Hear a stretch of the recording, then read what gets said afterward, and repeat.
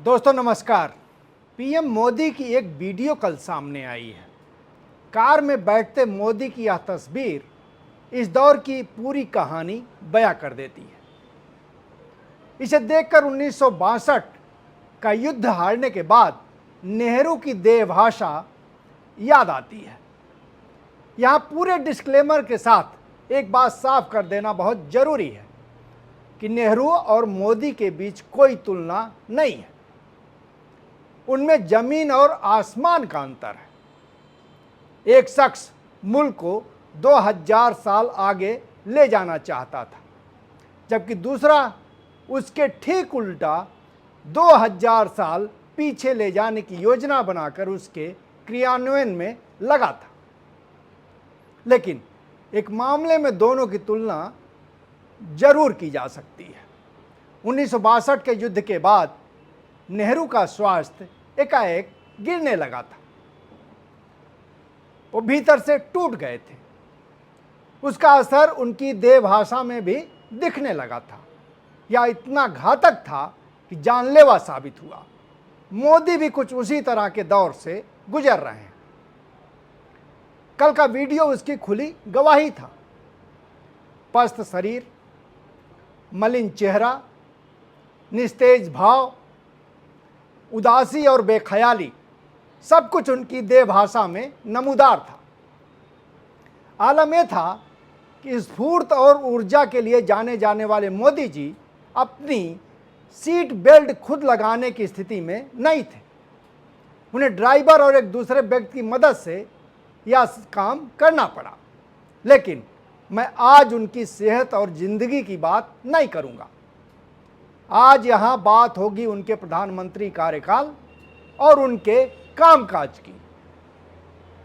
मोदी जी को ऐसा समय मिला था जिसका अगर उन्होंने बेहतर इस्तेमाल किया होता तो आज वो इतिहास के सुनहरे पन्नों में दर्ज होते।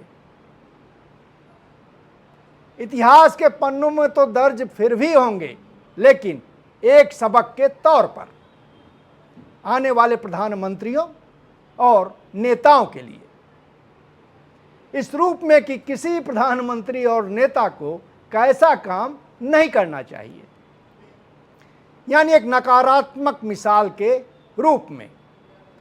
मोदी जी ने देश के साथ वह अपराध किया है जिसकी सजा का अभी तक कोई पैमाना ही नहीं बना है। मौत उसकी बहुत छोटी सजा है, क्योंकि यह सिर्फ एक व्यक्ति का सवाल नहीं है, यह उस पूरे देश का सवाल है जो अपनी वर्षों की प्रतीक्षा के बाद अंगड़ाई लेने जा रहा था और एक ऐसे मुकाम पर खड़ा था जहां से वह बड़ी छलांग लगा सकता था। वह केवल कहने, सुनने और नारे के अर्थ में नहीं, बल्कि सचमुच विश्वगुरु बन सकता था। अपनी करोड़ों करोड़ जनता को वह एक ऐसी सुकूनदायक और सुविधा संपन्न जिंदगी देने की स्थिति में था जिसकी वह हकदार थी। उद्योग से लेकर साइंस तक और तकनीकी के साथ ही कृषि, स्वास्थ्य, शिक्षा आदि क्षेत्रों में देश ऊंचाइयों के नए झंडे गाड़ने की स्थिति में था और समावेशी लोकतंत्र के साथ यह यात्रा आगे बढ़ भी रही थी। तभी मोदी जी अपने पूरे संघ कुनबे और उसकी पूरी सोच के साथ रास्ते में आकर खड़े हो गए। उन्होंने कहा कि नेहरू का रास्ता गलत था। नेहरू ने उद्योगों को मंदिर का दर्जा दिया था, जबकि मोदी के दौर में मंदिर ही विकास का प्रतीक बन गया। नेहरू ने औद्योगिकरण के जरिए रोजगार बढ़ाने की कोशिश की। मोदी ने वही समाधान मंदिर के निर्माण और धार्मिक समारोह और आयोजनों के जरिए हासिल करने की कोशिश की। नेहरू ने ट्रिकल डाउन थियरी के जरिए यह समझाने की कोशिश की कि समृद्धि ऊपर से छनकर नीचे पहुंचेगी, लेकिन मोदी ने उद्योगपतियों की समृद्धि ही विकास का पैमाना बना दिया। इसलिए उनकी सरकार नीचे के लोगों की संपत्ति को खींचकर उनके झोली में डालने लगी। नेहरू का कहना था कि साइंस और टेक्नोलॉजी विकास के इंजन है।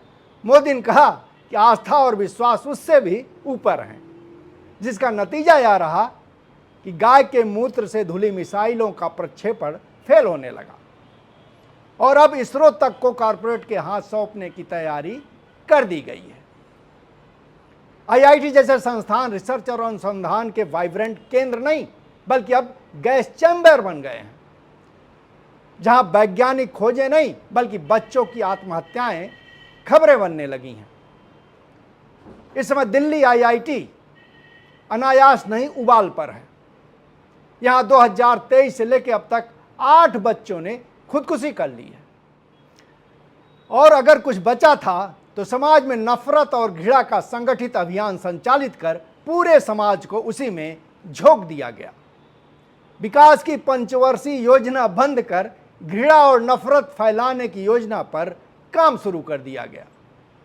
नतीजा यह रहा कि एक के बाद दूसरा नफरत का कारोबार देश में चलता रहा।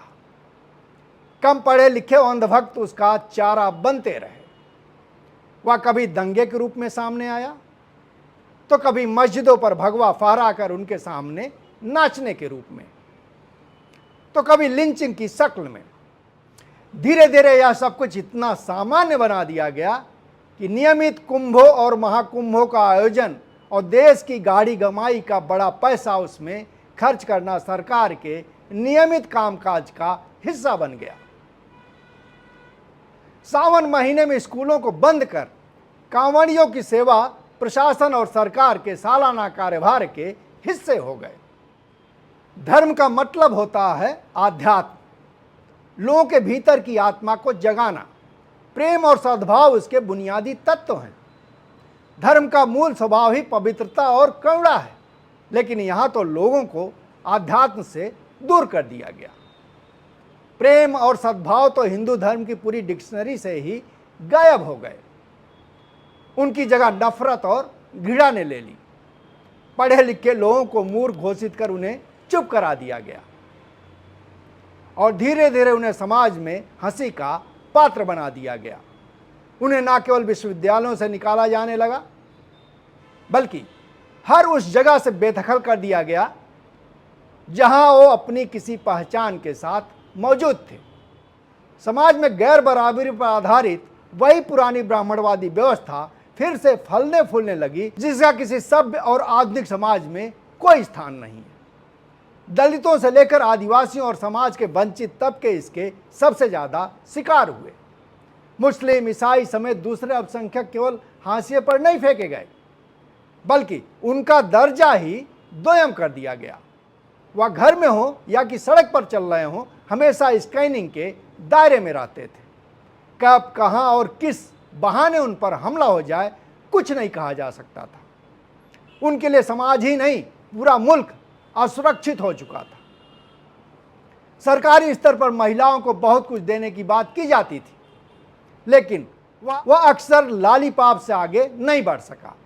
वरना वैचारिक स्तर पर संघ बीजेपी में इस बात पर पूर्ण सहमत थी कि अंततः उन्हें घर की चारदीवारी के बीच सीमित करने के लिए पद के चरणों में ही भेज देना जरूरी है। इसलिए बार बार वादों के बावजूद और अंत में बिल पारित कराने के बाद भी महिला आरक्षण को लागू नहीं किया जा सका। इस तरह से पूरे समय की सुई को ही उल्टा घुमाया जा रहा था। यानी समाज की जितनी बुराइयां थीं, उसकी जितनी तलछट थी, वह सब कुछ ऊपर आ गई और समाज की नेतृत्वकारी भूमिका में खड़ी हो गई। संघ बीजेपी उनके विचारों के सबसे बड़े पोषक और कर्ता धर्ता बन गए। अनायास नहीं कि मोदी जी जब गालियां देने लगे तो झूठ की मैन्युफैक्चरिंग के लिए पूरा आईटी सेल खड़ा कर दिया गया और अंत में बीजेपी के जो कुछ सोबर नेता बचे थे, उन सब को किनारे लगा दिया गया। फिर मोदी का बचाव करने के लिए मैदान में कौन बचा? सांसद निशिकांत दुबे, बॉलीवुड अभिनेत्री कंगना रनौत और गालीबाजों की एक पूरी फौज। लेकिन इतिहास का हिसाब बड़ा दिलचस्प होता है। जिस भाषा को आपने राजनीति का हथियार बनाया था, वही भाषा अब आपको राह चलते सड़कों और चौराहों पर सूद समेत लौट रही है। आपने जो बोया था, अब वही काट रहे हैं। और इसी के साथ इतिहास का कूड़ेदान भी आपका इंतजार कर रहा है। दोस्तों, आपने पूरा वीडियो देखा, इसके लिए आपका बहुत बहुत शुक्रिया। हम आप एक दूसरे के साथ बने रहें, इसके लिए ज़रूरी हो जाता है कि आप चैनल को सब्सक्राइब कर लें। कोई कमेंट हो, किसी तरह टिप्पणी या कोई सुझाव, तो आप नीचे कमेंट बॉक्स में दे सकते हैं, वो हम तक पहुंच जाएगा। बहरहाल एक बार फिर आपका शुक्रिया। नमस्कार।